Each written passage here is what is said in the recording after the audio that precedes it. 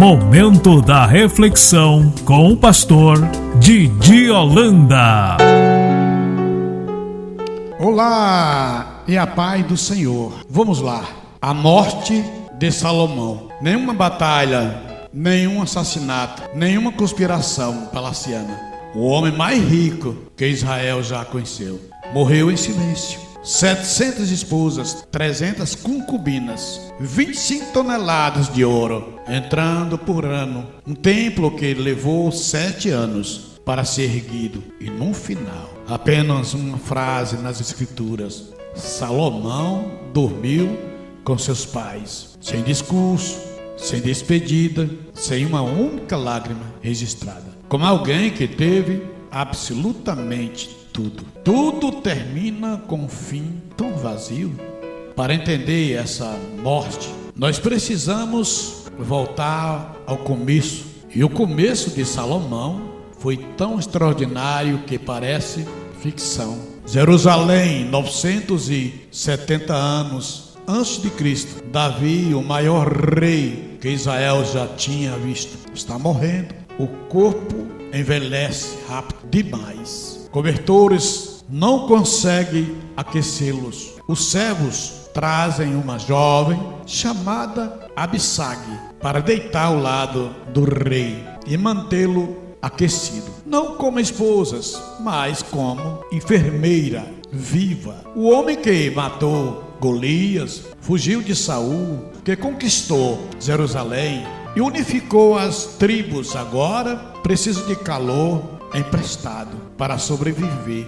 Mais uma noite. Enquanto isso, nos corredores do palácio, a guerra pelo trono já começou. Adonias, um dos filhos mais velhos, reúne carros, cavaleiros, 50 homens para correr na frente dele. O visual era deliberado. Quem escolta sim é quem manda. Adonias já se considerava o próximo rei. Organiza um banquete de coroação no monte ao lado de Jerusalém. Convida generais e sacerdotes aliados.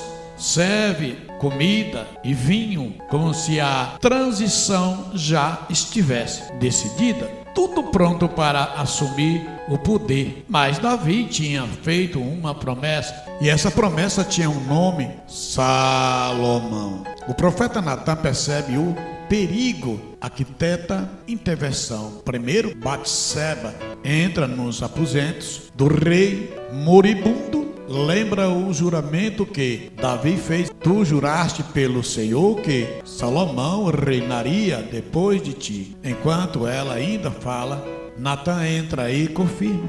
Urgência. Adonias está se coroando neste momento. Se Davi não agir agora, amanhã Batseba e Salomão estarão mortos. Davi reage, mesmo fraco, mesmo velho, a mente ainda funciona. Ordena que Salomão seja colocado na mula real, símbolo máximo de autoridade, animal que só o rei montava, e levado à fonte de Geon.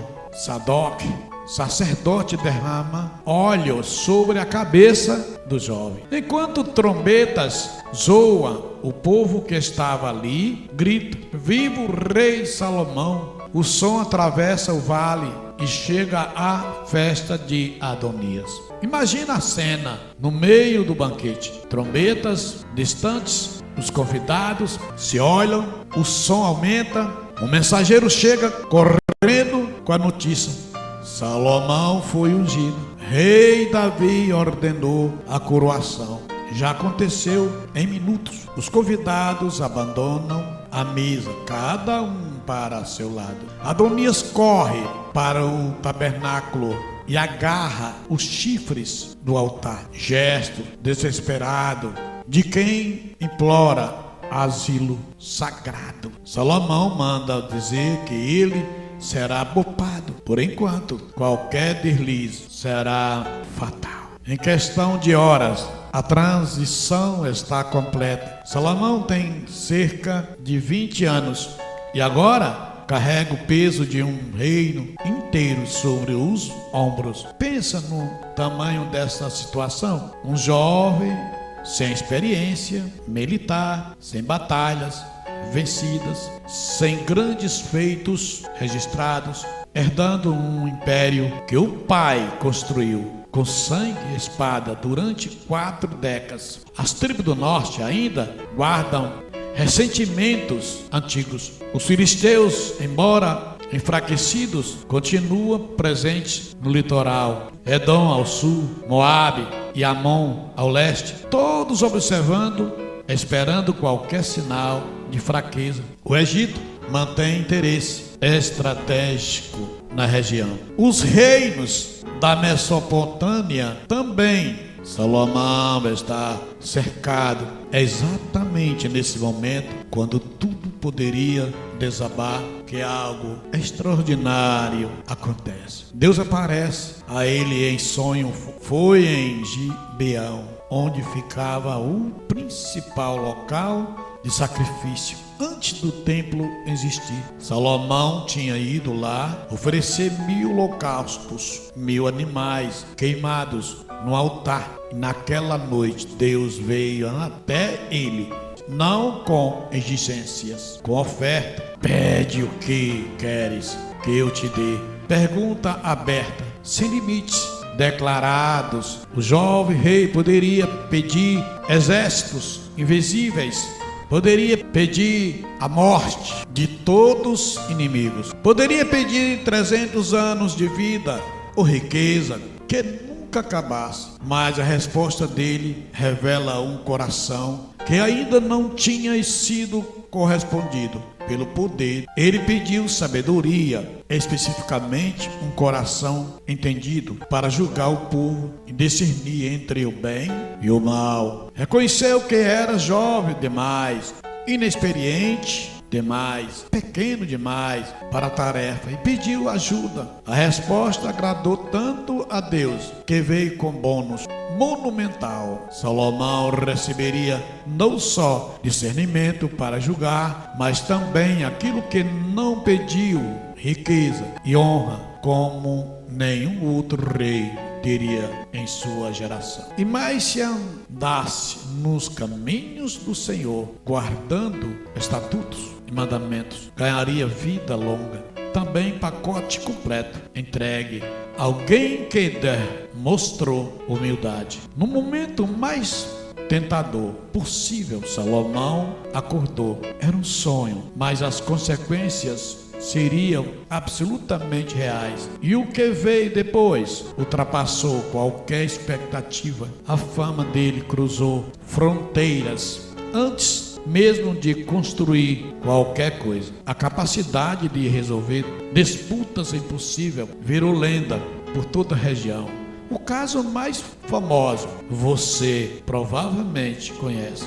2 mulheres prostitutas que moravam na mesma casa, cada um com um bebê recém-nascido. Durante a noite, uma sufoca o próprio filho sem querer e troca os corpos, enquanto a outra dorme. Pela manhã, disputa chega ao rei. Nenhuma testemunha, nenhuma prova física. 2 mulheres apontando uma para a outra, cada uma jurando que a criança viva é sua. O que você faria? Salomão pede uma espada, ordena que a criança seja cortada ao meio, metade para cada uma concorda na hora, sem hesitar, a outra grita desesperada: dai-lhe o menino vivo pelo amor de Deus, não mateis. Ali estava a mãe verdadeira, porque mãe de verdade prefere perder o filho para outra do que ver o filho morto. Todo Israel viu a sentença e tremeu diante do rei, porque viram que a sabedoria de Deus estava dentro daquele homem para fazer justiça. A história correu o mundo antigo como fogo em palha seca. Reis de terras distantes enviavam emissário só para conferir se os relatos eram exagerados. Mercadores ajuntavam rotas comerciais para passar por Jerusalém. filósofos, escribas e curiosos. Vinham de 3 continentes diferentes. A cidade começou a crescer, não apenas em população, mas em influência intelectual, política, econômica. Mas Salomão não queria ser conhecido só por palavras sábias, queria transformar palavras em pedra, queria construir algo que durasse para sempre. O projeto mais ambicioso era o templo. Davi sonhou com ele a vida inteira. Acumulou materiais durante décadas: ouro, prata, bronze, ferro, em quantidades absurdas. Fez planos arquitetônicos detalhados. Preparou tudo, mas Deus não permitiu que o homem de guerra erguesse a casa sagrada. Davi tinha derramado sangue demais. Essa honra caberia ao filho, ao homem de paz. E Salomão abraçou a missão numa escala que Israel nunca tinha visto. Os números são difíceis de processar. Tinha 1000 israelitas convocados para trabalhar no Líbano, cortando cedros nas montanhas. Trabalhavam em turnos, 10.000 por mês. Iam ao Líbano, passava 30 dias lá, derrubando árvores, e voltava, parava 2 meses em casa. A rotação continua durante anos. Além deles, 70.000 homens serviam como carregadores. Essa palavra está na Bíblia, onde você pode se inspirar sobre ela. Qual o teu chamado? Para buscar ouro, prata, reconhecimento, política? Para buscar patente? Ou reconhecer que você precisa de Deus? Eu escolheria. Eu preciso de Deus. Fica na paz.